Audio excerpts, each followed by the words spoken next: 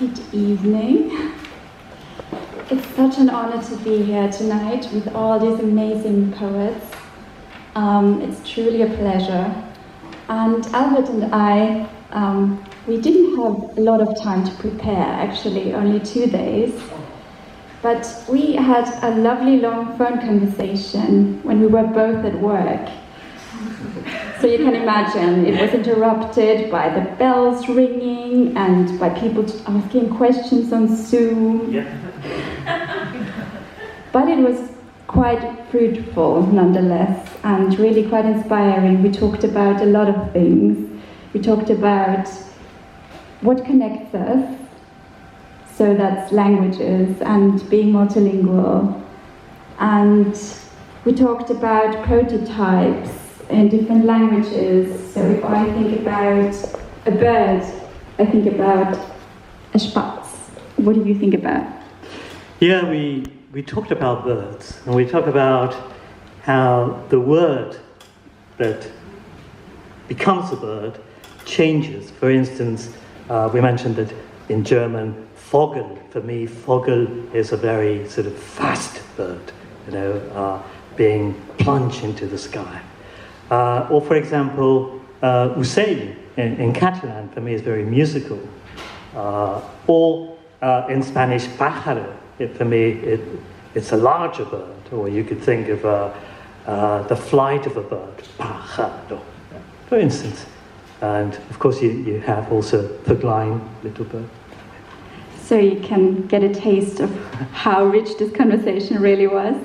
We talked about many of other things as well, identity, home, the necessity of writing and the therapeutic aspects of it.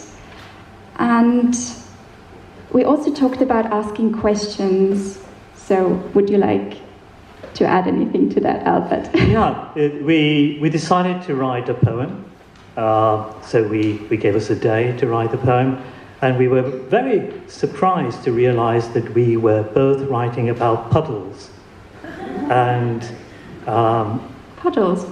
And the idea of healing and the necessity of writing. For instance, I mentioned that my parents said, well, if you want to be a poet, that's fine, but you will not make much money.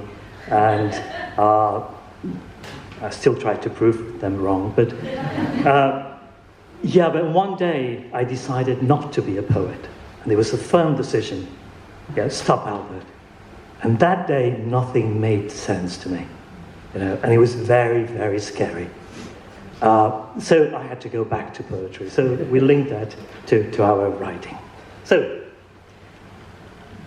how do you pronounce the smell of rain? To make the sound of a word part of a word. Petrichor is the smell of rain, from the Greek words petra, meaning stone, and ichor, the golden fluid that flows in the veins of the immortals, written in stone for the rain to forget. When words wash the pain in droplets of words, but here is the routine of the wound.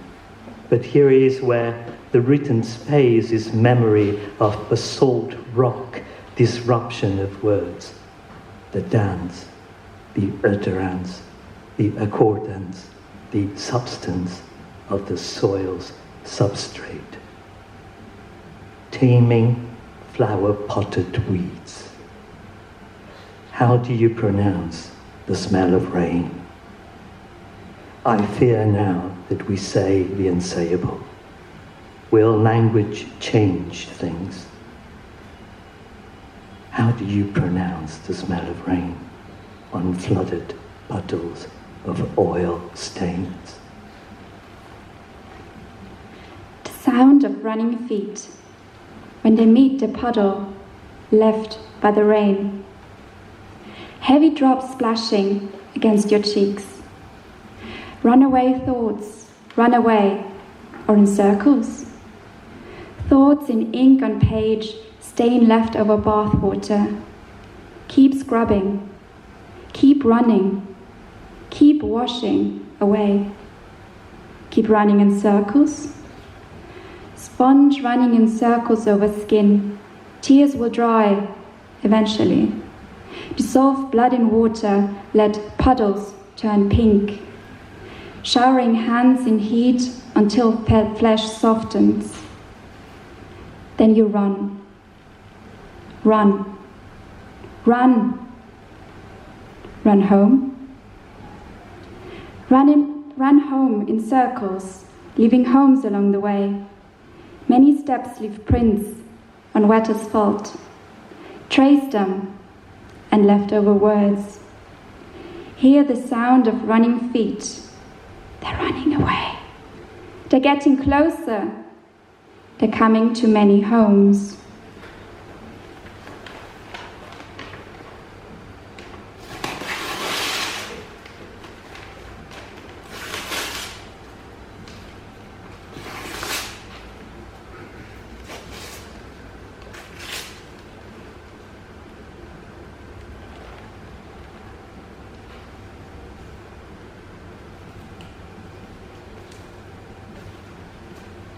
Then run in, menace, trace it, here. Rain, will language change? Rain? In circles over skin, tears will blot of water. Let puddles turn, pin hands in heat until flesh. Erd, Greek words Petra, flows in veins oft. Wait, whisper, third, shout. For the rain to forget, ash the pain in droplets, the wound, here. Pace is memory of basalt, utterance, the accorda. Rain, cheeks, or in circles, water. Words, the soils. They are coming to.